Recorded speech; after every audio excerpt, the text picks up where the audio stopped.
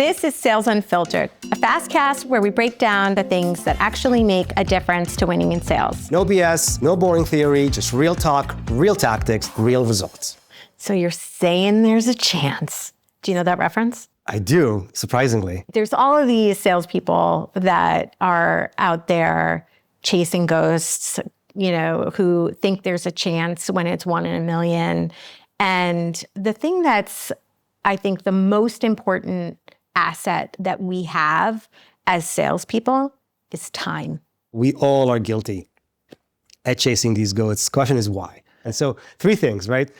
There's something called an optimism bias. And all salespeople are optimists. We have to be, right? And that optimism just makes us completely misjudge, like the likelihood of getting that deal. We underestimate, or rather we overestimate the chances of success and we underestimate the chances of failure. So that's like, we're super optimistic.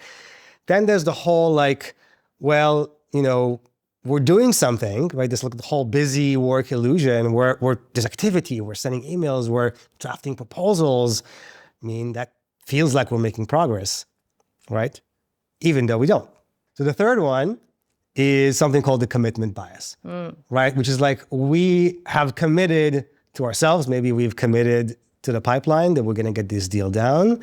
All of those things are the reasons why salespeople end up chasing the ghosts. If they focus on the deals that they actually can win, even if it means that they're less busy with busy work, they are more focused and their hit rate is going to be better. All right, so how do we help them do that? Number one is they have to know what their ideal customer profile looks like.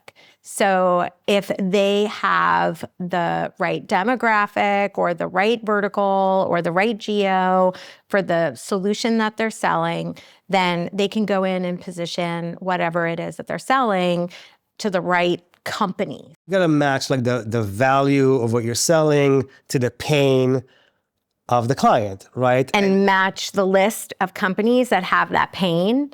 Have the money. Right, but have the pain and the problem that you're... And the money. And the money that you're solving. Because a lot of people, it's a good point, because a lot of people do have the pain and the problem, but they may not be able to afford what it is that you provide, because maybe yours is a high-end solution and that's something they'd love to have, but really they can only afford the free version of it.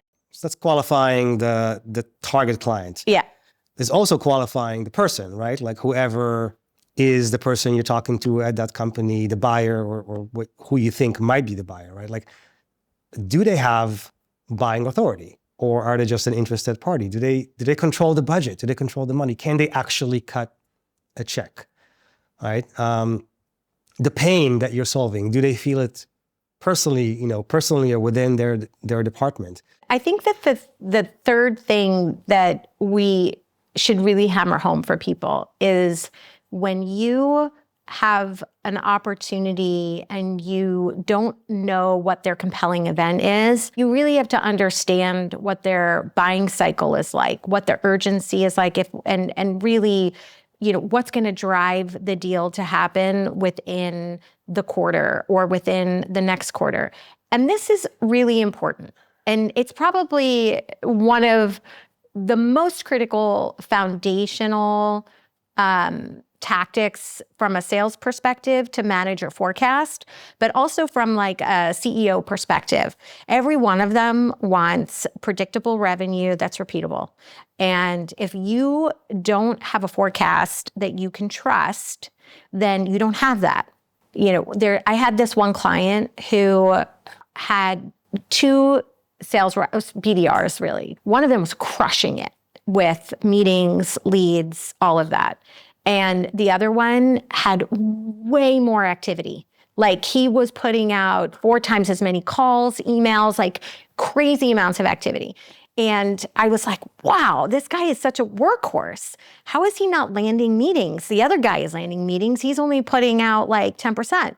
It wasn't the 10% of the emails he was sending. It was the 90% of the emails he was not sending, right? Like that's where it's at. It's not rocket science to ask the right questions and get the information. That's the easy part. The hard part for all of us is to be able to walk away, right? To say, no, I am not going to chase this thing. And that is really hard to do. When you're new in sales, it's really hard to say no. You're just so excited about the opportunity to have somebody on the other end of the phone who wants to talk to you. Maybe they're going to buy this thing. You're so excited. And you end up with a whole bunch of noise in your pipeline. As you see the maturity cycle of a seasoned salesperson who has figured out the dynamic of saying no, they are closing more business. I feel like everybody learns the hard way because there is still this expectation from sales managers and VPs On activity. right, on activity, on volume of stuff. And when you're new, you want to show that you are active. And it takes a certain level of trust in yourself, right? And maybe a bit of a chutzpah to be able to say, no, I'm not going to do that. I am going to focus. It's hard for a newbie to do that, but that's exactly what's required. Yeah. Thank you for joining us. We hope you found this helpful. Drop us a note if you want to hear anything specific on the next episode. What am I going to say now? Well, I thought you wanted me to say the whole thing. No, I want to do it together. Okay.